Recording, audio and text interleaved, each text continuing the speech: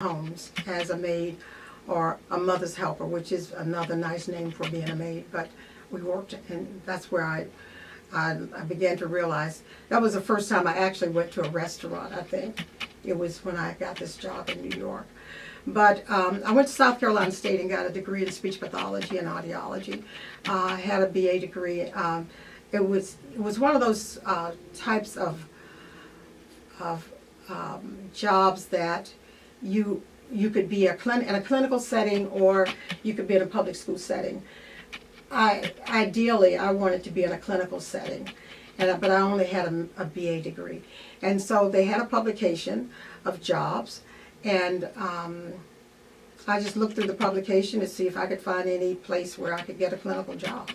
And the clinical job was in this town in Dixon, Illinois, at this hospital, a facility for children who were severely and profoundly, and adults, severely and profoundly retarded. At that time, the word retardation was used.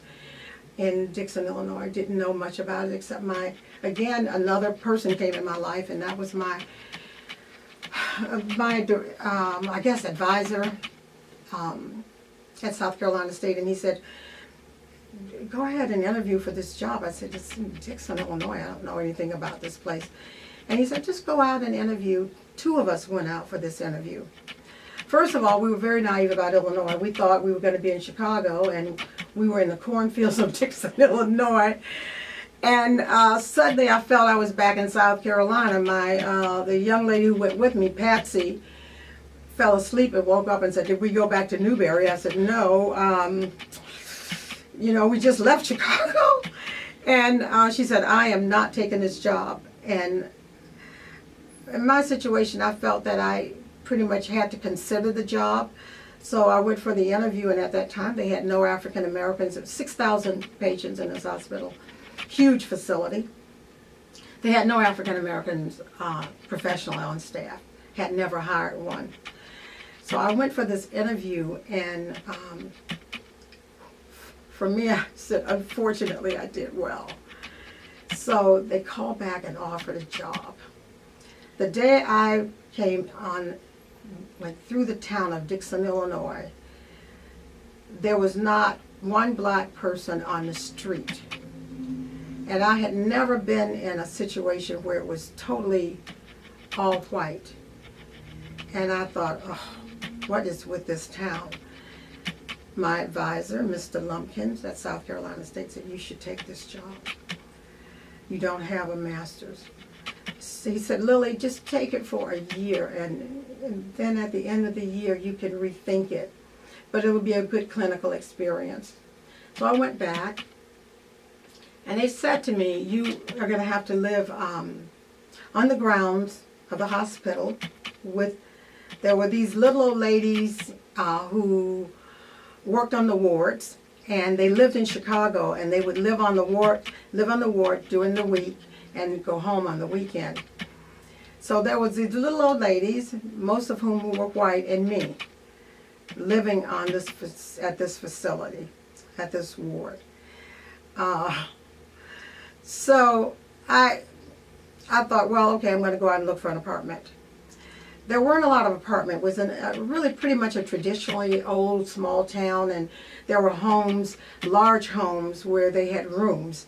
So every Saturday morning, I would wake up and go out to look for a place to live.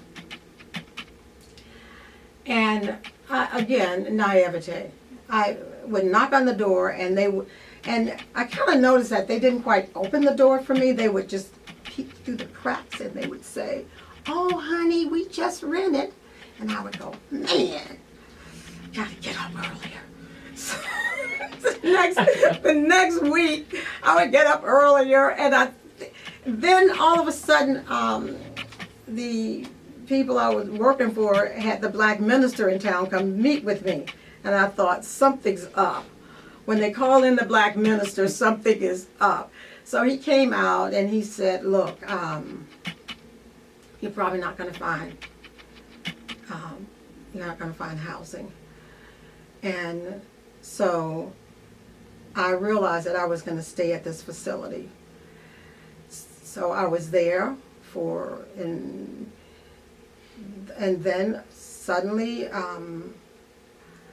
I was like the only African American girl in town that they was living at, that was a professional at the hospital. So some of the few African American young men would come out to the hospital, and I was just not impressed with any of them. And so I had really reached a point where I said, don't bring any more out here. I don't want to meet anybody else.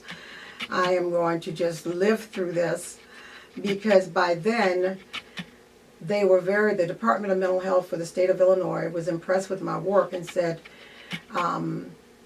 we are willing to give you a full ride to Northwestern University.